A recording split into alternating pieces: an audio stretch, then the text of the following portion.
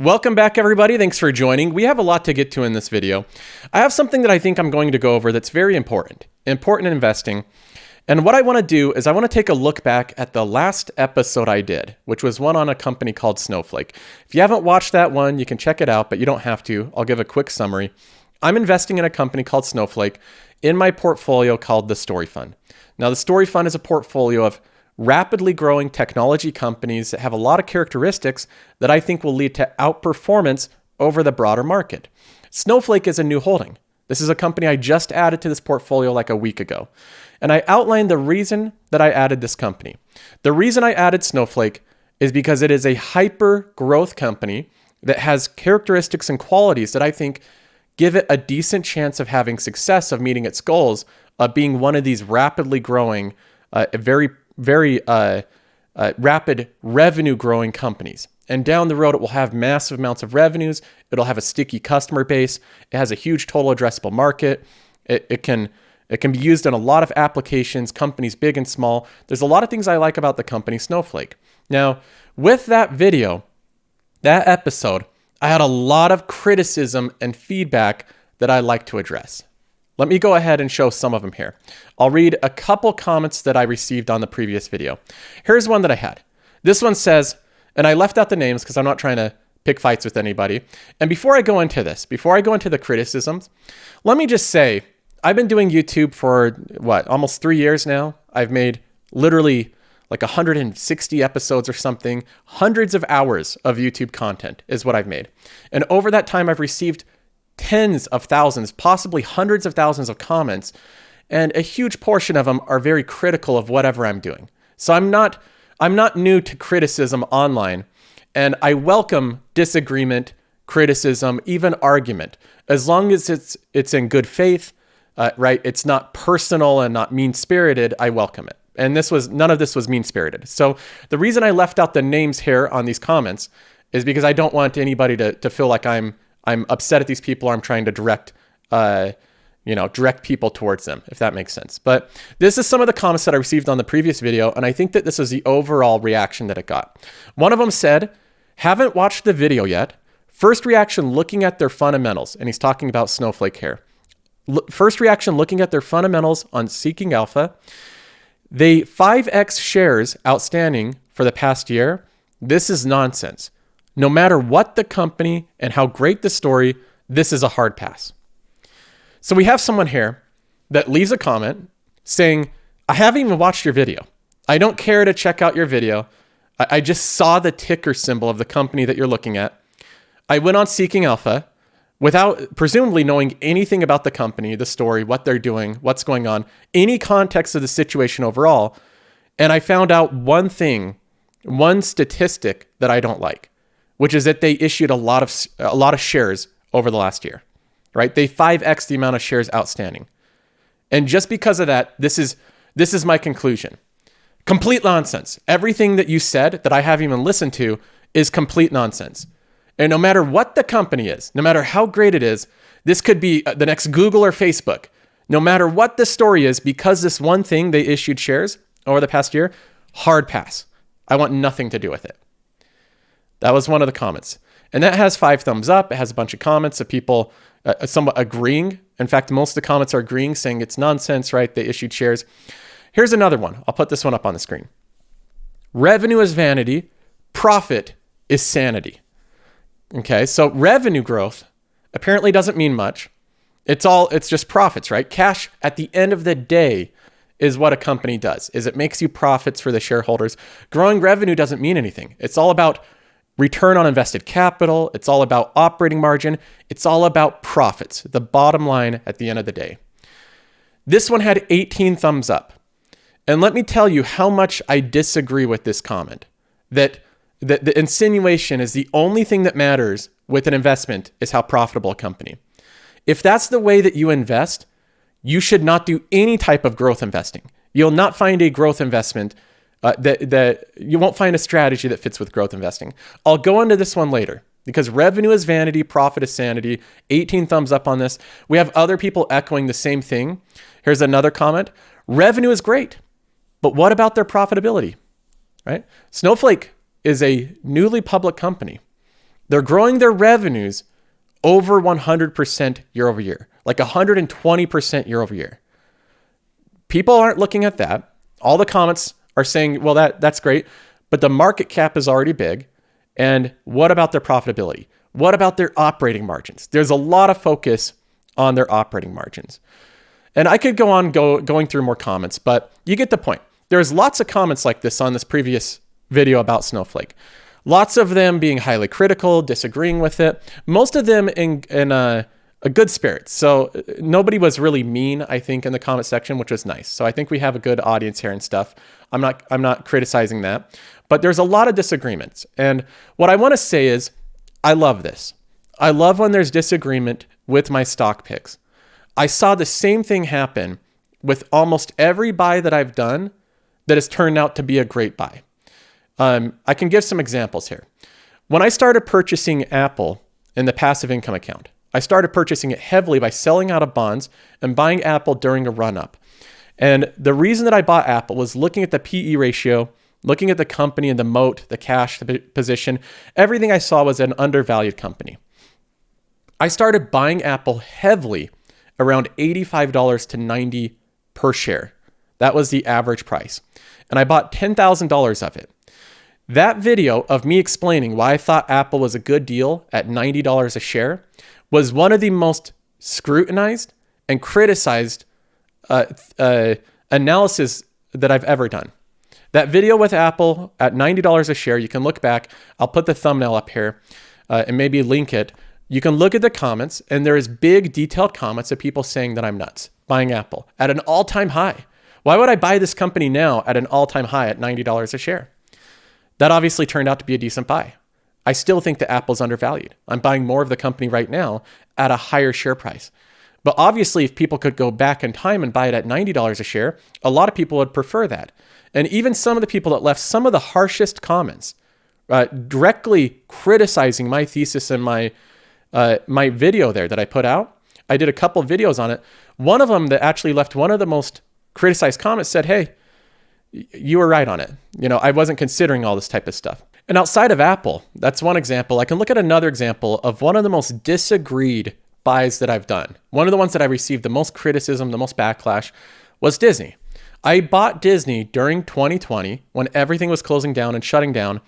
And it was a lot of the same arguments. People came to me and they said, look, the company's not going to be making money with their streaming service for like 5 years, right? It's way out in the future.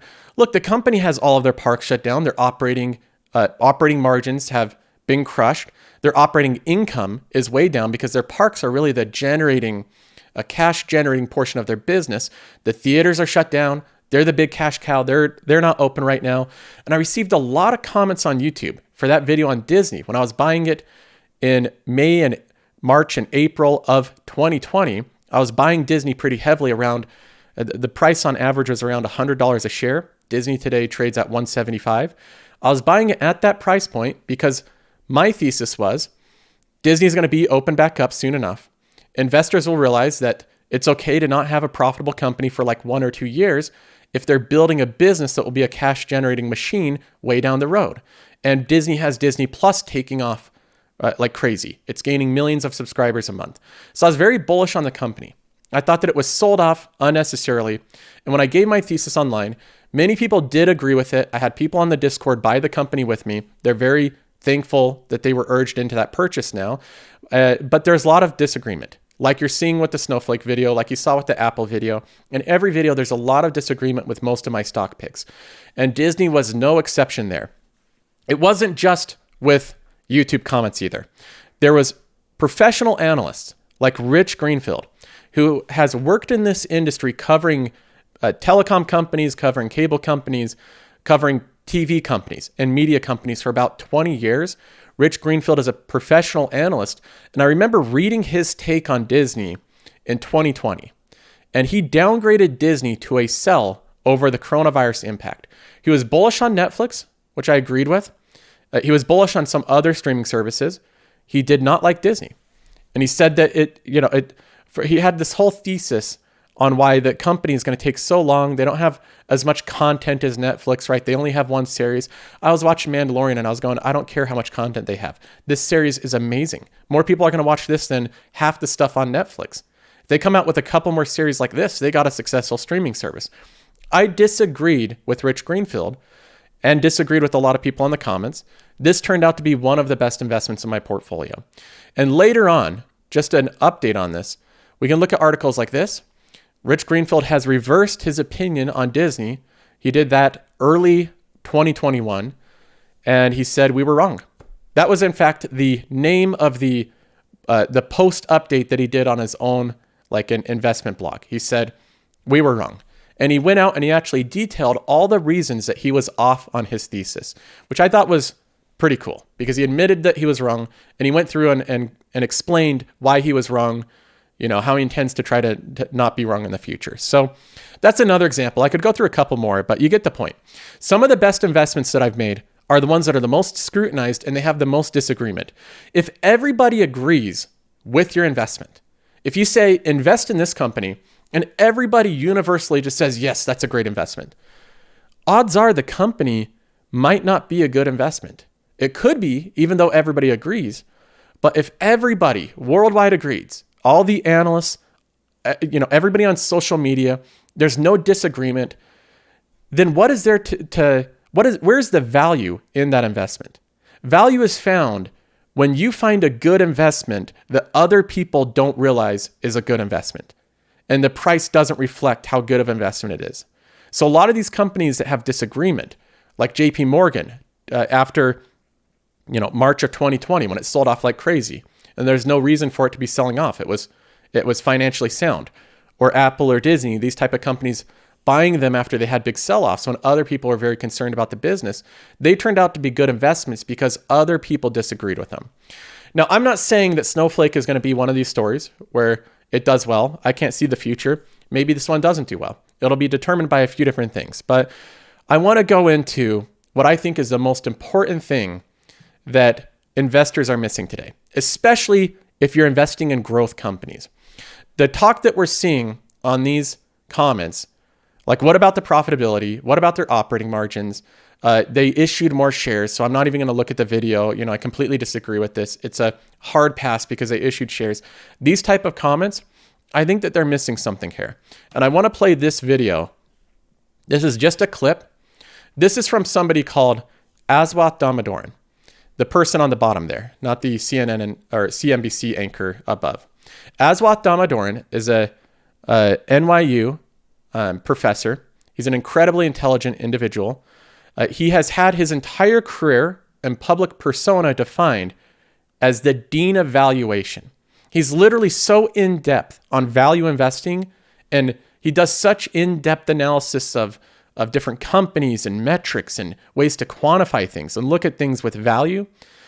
Nobody probably has more respect in terms of value investing that's alive today besides people like Warren Buffett and Aswath Damodaran. Nobody, I think, has studied it as in-depth as this person. So the levels of in-depth that he studies value investing, the amount of spreadsheets and different ways that he quantifies things is pretty incredible. And I want you to listen to what he says about what a lot of value investors are doing right now. But he basically suggested, look, I don't understand the valuation, but I have an open mind that maybe models are changing over time. And I wonder whether or not you think the things we've lived by for decades, revenue multiples, earnings multiples, enterprise value, equity value, are they eroding on the margin in terms of relevance, or is this just a silly season? So he's asked the question, these multiples, revenue, PE multiples, price to sales, those type of things, what does that mean in today? Because you're seeing a lot of companies trading away from traditional valuation metrics.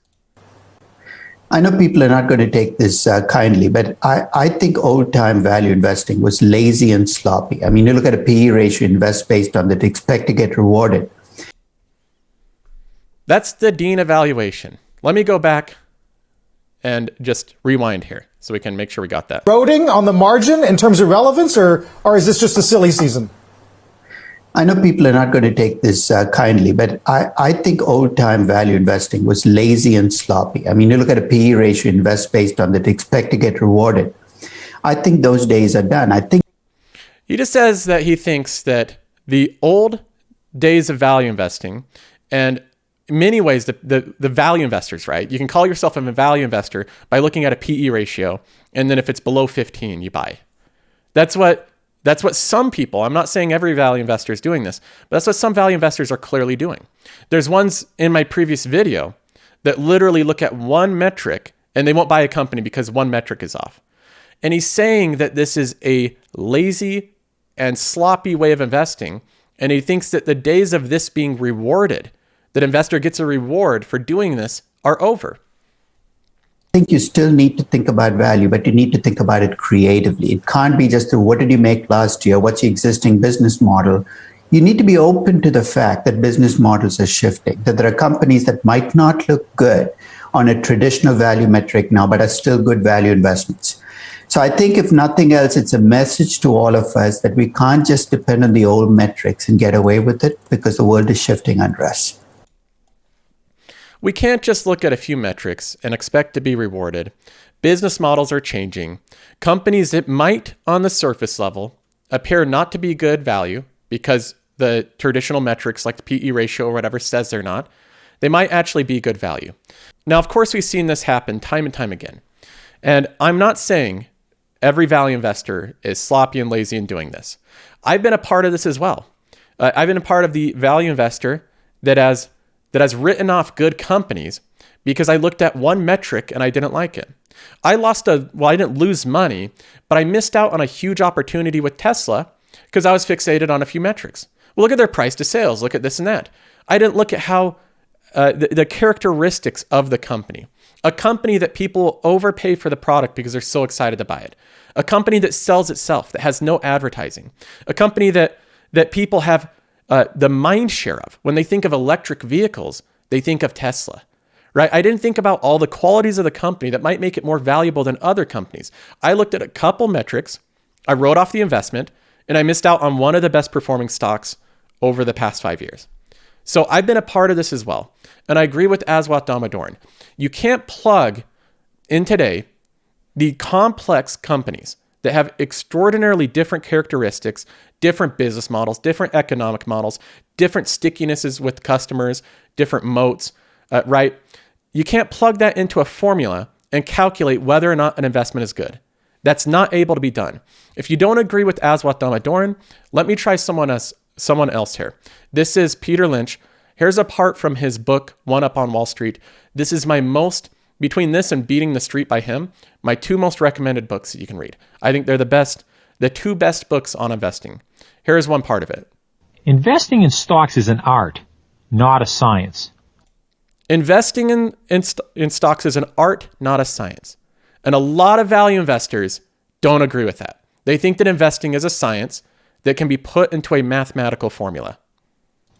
People trained to rigidly quantify everything are at a disadvantage. If stock picking could be quantified, you could rent time on the nearest Cray computer and make a fortune. But it doesn't work that way. That's one part. He goes in further to explain why that way of investing does not work.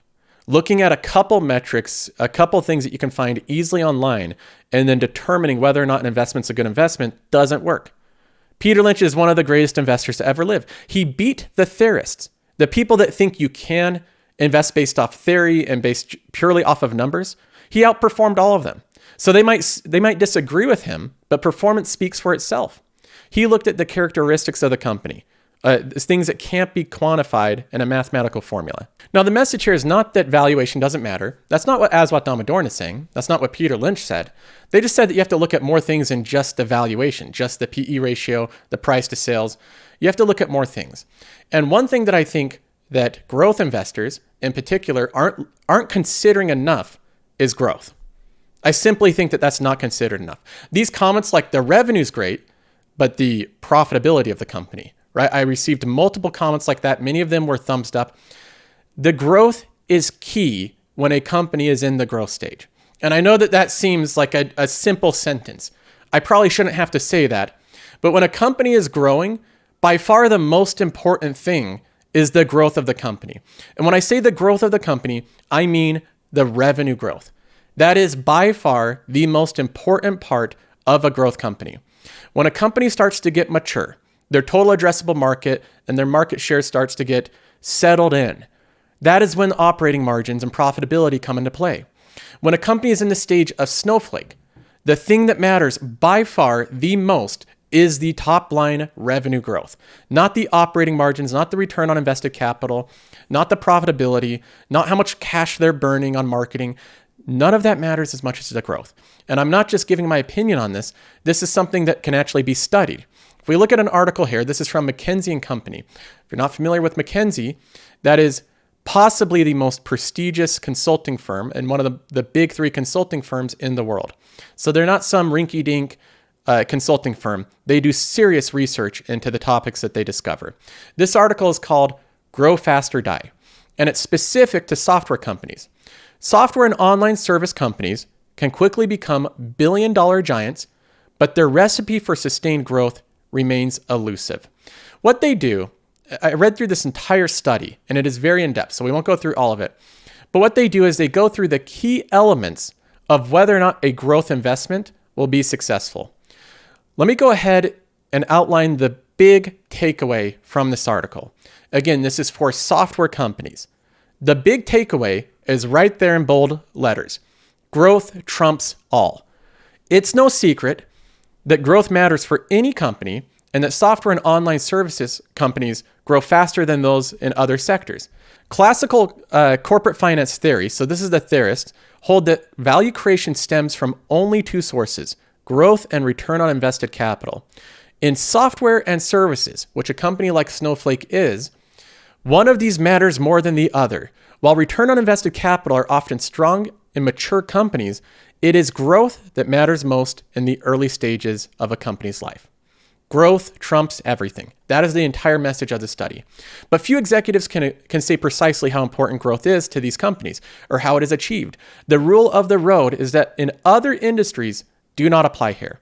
So everything that you know about other industries and typical growth rates do not apply to companies like Snowflake. You have to erase what your preconceptions are and your biases are for other industries like industrials and utilities and that type of thing. Get rid of that and think about something different for software companies. They say the rule of the road is that in other industries do not apply here. If a healthcare company grew at 20% annually, its managers and investors would be happy. If a software company grows at that rate, it has a 92% chance of ceasing to exist within 5 years. Think about that. You have companies like AbbVie, Amgen, J&J, that they would be ecstatic to receive 20% annual growth rates.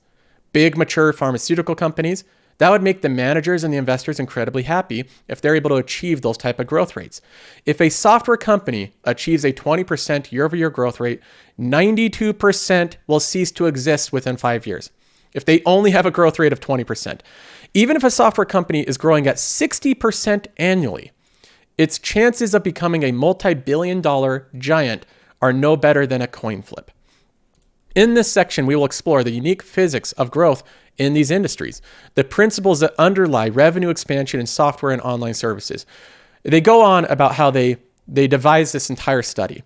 They created different samples of companies between different revenue groups, and they categorized their chances of surviving. If we look at this graph here, let me zoom out a bit so you can see this whole thing. This is how they break it down. And I'll leave this link in the description of this video so you can follow along if you choose to. The revenue threshold of 100 to 200 million. And these companies are on the left side. And then on the right side, we have revenue threshold of 1 to 1.5 billion. So bigger companies. Look at the growth rates and the success of these companies. In the yellow, this top group, those are the super growers that have a compound annual growth rate of over 60% while they're growing. We have eBay, Oracle, Yahoo, Citrix, Salesforce. You know all of those companies because those are fast-growing companies. That's the reason that you know about them. They grew fast. They became big companies. That's why you're familiar with them.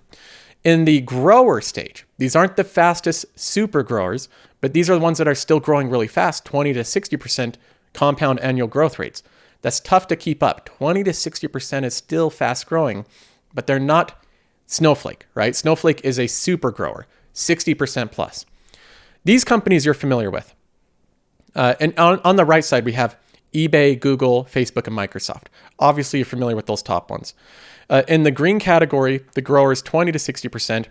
We have Adobe, Microsoft, Autodesk, Monster, BMC Software, Novell, Digital River, Symantec, Adobe, Autodesk, CA Technologies. You're probably really familiar with most of those. There might be one or two that you really aren't too familiar with. You maybe have heard of them. I don't really know Digital River that well, right? But I know the rest of them. I've heard of the rest of them. Then we get to the stallers, companies that are growing at less than 20% year over year. They might be squeaking out 15 to 20%. And keep in mind, they might be profitable. They might be companies earning money. We don't know about their margins. This is only separated by their growth rate. Doesn't take into account operating margins or profitability or anything like that. Just broken down by their compound annual growth rate. We have the category of the slower growing companies that are growing less than 20% a year, which is completely normal in other industries. And the whole S&P 500 grows like 10 to 15% year over year. In this category, we have 24/7 Real Media, never heard of it, Alpha Systems, CDC Corporation, Phoenix Technologies, BMC Software, Computer Vision, Monster, Synopsys. I've heard of like two of these companies, haven't heard of the majority of them. The reason that I haven't heard of them is because they're not that successful because they've been growing slowly. Software companies that grow slowly are not that successful. And this is in the early stages. If they become Apple and Facebook, they can slow down their growth. But if you have a company that is small, like Snowflake, and it's growing slowly, it's not going to be successful. Growth yields greater returns. Using the same segmentation we studied, the impact of growth rates on total returns to shareholders, we found that at the first threshold, super growers, the fastest growing quintile in this study, generated 5 times more shareholder returns than growers did.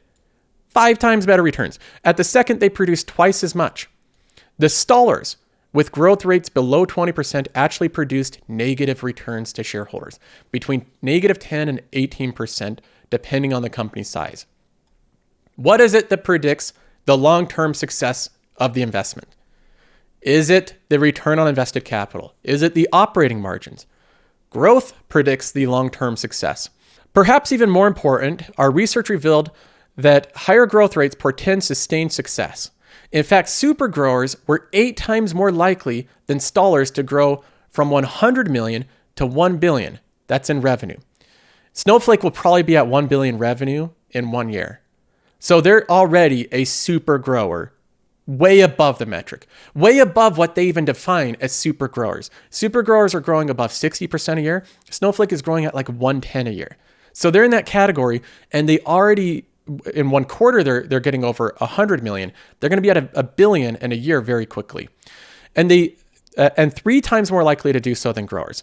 So the growth of the company and how fast it's growing is a huge predictor of long-term success of that stock. This next section, I think, will be particularly valuable to the group of people that are obsessed with operating margins and the cost structure of a company like Snowflake. The cost structure determines the operating margin. So the cost structure of a company is like, how many sales guys do they have? Is it an expensive company to run? Do they have to take a lot of money and put it into marketing and sales and overhead? And that's what's leading them to grow, right? The title of this section is literally Growth Matters More Than Margin or Cost Structure. So growth is essential to value creation, but is it more important than other factors such as the cost control and operating excellence? We analyzed the relationship of cost structure to growth and found little to no correlation. In every major category, cost of goods sold, research and development, marketing and sales, and overhead, there is little or no correlation between the level of expense or investment and growth rate. Fast-growing companies can spend a lot or a little on these categories. It doesn't seem to matter. They studied companies that run efficiently, and they don't have a lot of sales team. They don't have a lot of marketing guys. They don't have a lot of overhead. And they compared that to companies that are also growing rapidly, that do have tons of overhead. Big bloated companies that have lots of sales guys, lots of marketing campaigns, lots of research and development. As long as they're growing, there is no difference. It doesn't make a difference in the long-term success of the company. The big thing that they found that matters is if the company is growing. Doesn't matter how efficiently they're running, as long as they're growing, in the long run, the companies have indistinguishable results from each other.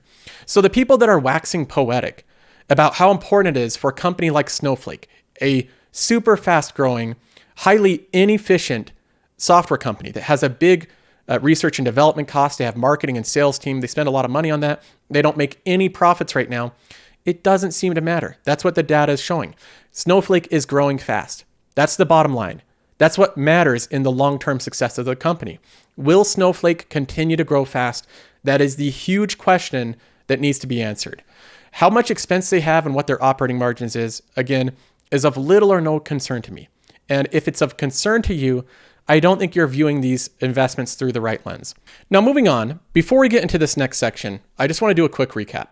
What we've learned from this data here is that with a software company in particular, this doesn't really apply to other industries, but with SaaS companies like Snowflake or like Twilio or Cloudflare, these type of companies, Palantir, if you will, these type of companies, what matters is growth. Above their cost structure, their operating margin, their budget for sales and marketing, really the thing that determines the overall success of the investment is the growth. Now, growth is difficult. Continuing to grow like Snowflake is, there's not many companies that can ever achieve this. That's why I highlighted it as a very unique company. Can you find a company that's growing as fast? You probably can't. Sustaining growth is really hard. As would be expected, if growth is especially important to achieve in software and online services, then sustaining it is especially difficult. Our research produced two critical findings about the difficulty of sustaining growth. So this is where it gives you an idea of how unique it is to have a hyper growth company. These companies do not come along frequently. You don't have Adobe's or Salesforce's coming along frequently. Small probability of making it big. In an industry that sees an extraordinary number of startups, very few go on to become giants.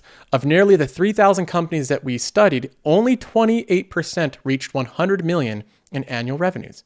Most of the companies I invest in are well past that, 100 million. So they're of that small pool that crept up above the ocean of software companies that have started and died. This is the ocean of companies that have started and failed.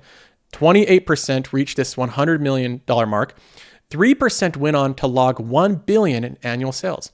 So of that 3,000, 3% are doing over $1 billion in sales. Does it seem like every software company can achieve that anymore? Not even close. It's incredibly unique. Companies that come along like Cloudflare and Twilio and Snowflake, these are incredibly unique companies. Barely any make it this far. So they have characteristics and products and markets that are different from the other 97% of companies that try. It says, and just 0.6%, 17 companies total, grew beyond 4 billion. The expectation is that Snowflake will grow beyond that. So it is one of these tiny, one of these small companies in this huge ocean of companies that we think is going to be able to hit this $4 billion revenue mark. That gives you an idea of your chances of predicting these ones early on. If we look at this visual, it shows the pool. You have the 29,000 or 2,950 whittled down to 826 that made it above 100 million in revenue, then 96 that made it above 1 billion. That's where Snowflake is very close to right now. But then the big question, can they grow past 4 billion? Only 17 companies out of nearly 3,000 made it that far. Isn't that incredible? These are very difficult to pick. So after looking at these charts of like thousands of software companies getting whittled down to only a couple hundred that are able to sustain decent levels of growth, and then only a handful that can actually sustain high levels of growth, the big question is for us investors, especially if you're investing in software, SaaS companies, fast-growing companies, is can they sustain this growth? That is the big question that trumps every other concern.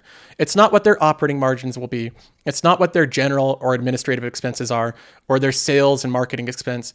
It is, can they sustain this growth for long enough to become a very large company? They can focus on all that other stuff down the road. Growth companies can increase their margins when they have huge market share. You see the big tech companies doing that. You'll see Tesla doing that. You see Amazon doing that. That wasn't their concern when they were in the growth stage. In the growth stage, what trumps everything else is growth. And the big question and the big difficulty is actually identifying and picking companies that can sustain this growth without it slowing down and fizzling out. Because if Snowflake, if its growth slows down than what's expected, it'll be a failed investment. I'll lose money on it. That's what will determine whether or not this investment is successful. Same thing with Twilio, the same thing with Salesforce. If they slow their growth and they just discontinue growing, it doesn't really matter what their operating margins are. That might help, but growth is really what's determining their stock price. If we look at their last conclusions here on the study, they say the growth powering a company's first act will eventually run into natural limits. In our view, every CEO should be continually asking these 5 questions to evaluate when and how to maintain or accelerate their growth trajectory. How much growth do we need, and how quickly do we need it? How much growth is left in our core markets? That's the total addressable market. So this is part of the criteria that I pick with all the companies that I invest in. What is their TAM, their total addressable market? How secure are we in our core markets? What is their moat? How big of a lead do they have? Are competitors eating away at their customers and stealing their customers? What opportunities do we have to expand our current business and to generate more cash to invest in growth? What new opportunities do we see that might present us with a great next act? And when do we move? With Netflix, that was investing into their own content, not just continuing to license other people's content. So those are questions that might help you identify growth companies. But again, the big conclusion from everything that I study and read, when you're talking about software companies, when you're talking about fast growing, rapidly growing tech companies, above all else is, can they sustain their high levels of growth? That matters more than anything. Now we can go over to my portfolio. This is the Story Fund. I've always described this as a highly aggressive growth-centered portfolio. This is my own money, almost $94,000, about $15,000 in gains now. If I go to the different companies, you'll notice a common theme. They're usually technology companies, and they have insanely rapid revenue growth. That is one of the key things that I look at. But again, I don't only look at one metric and judge the entire investment based off of one metric, even revenue growth. And I wouldn't judge the investment based off the operating margin or the return on invested capital or the price to sales. I wouldn't judge the investment based off of one metric. You have to look at everything in context. With these companies, I highlight in the description different characteristics that I look for. They're typically category winners, meaning that in the category they're competing in, I think they have the best stuff. I think Shopify is the best do-it-yourself start a store online. I think that Peloton is by far the best work at home, or that DoorDash is the best home food delivery app.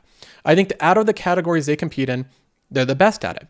They're the first mover's advantage. They're usually in the industry before someone else. That gives them the advantage. They're in future industries. They're not in dying industries that have lots of headwinds. These are in growing industries. They have tailwinds. They're convenient, easy, and simple. I noticed that companies that offer convenient, easy, and simple products usually do better than ones that offer complex products. So when I look at Netflix, I'm like, this is the simplest business model ever, right? I look at just any company across the board, and the simpler they can make their product, the easier they can make it, the more I like that product and that investment. They're highly scalable. That's just the nature of software. That's why there's mostly software companies here, is because they're scalable. Software you can copy and paste. Software you can sell 1,000 times over. It's like people that sell an ebook, right? How much does it cost them to sell 1 million copies of an ebook? Not much, right? The marginal cost of replication is near zero. And they also have large market cap potential, which means the type of industries that I'm working in here are massive. Data storage and data lakes is a massive industry, and it's growing rapidly, so on and so forth. So I look at all these characteristics. I do look at the price to sales. I look especially at the revenue growth of these type of companies, and I piece all of that together, and I try to form an investment thesis about a company. I think if you only look at one thing, you're going to be missing out on the full picture of an investment. And it's okay if you disagree, even after considering all of the investment and the entire thesis. It's still okay to disagree. Not all of these are going to be successful. I might lose money on DoorDash. I might lose money on Snowflake. I can't see the future, but this is the best that I'm doing. These are the companies that I'm picking. Now, if we compare my portfolio, the story fund, which is the blue line, against the general stock market, which is the S&P 500 in red, this is what it looks like. My portfolio is a little bit more volatile. It went ahead at one point and then it dropped down below. And for the past month, I've been underperforming the S&P 500. We even dipped down quite a bit, like 10% below it. But over time, I've held on to my companies. I didn't sell them out of panic. I didn't give up there and say it's impossible to beat the index. Nobody beats the S&P 500. This is why you should stick to indexes. I kept investing in my companies and they went back up. A lot of them I thought were oversold. I think people were playing the transition into different companies a little bit too strongly. And now we're back above the S&P 500 with an 18.68% return currently, while SPY would have given you a 15.71% return. So we're just eking above it right now. I don't know where this is going to go. I can't predict the short term, but I think over the next 5 years, I have a very high likelihood of outperforming SPY based on the characteristics I'm focusing on, the companies I'm focusing on, and my stock picks. I think the way that I've weighted my portfolio, the companies that I'm picking, I feel fairly confident, not 100% because anything can happen, but I feel like it's a better chance than a coin flip that I'll outperform the S&P 500. So there's the update on my performance. If you want to see more updates in the future, make sure to subscribe, hit the bell notification. Also, if you throw this video a thumbs up, that's always appreciated. And lastly, if you haven't checked out the Patreon, it's free to try. There's no risk. In the stock market, there's lots of risk, but the Patreon is risk-free. You can try it out. There's a link in the description of this video. You get access to a Discord community. You'll learn a lot from other great investors there. I'm always learning stuff from them. And you get access to exclusive episodes, a dividend tracking spreadsheet and website, and a bunch of different things. So you can try that out. Again, there's a link in the description. Other than that, I'll see you in the next one.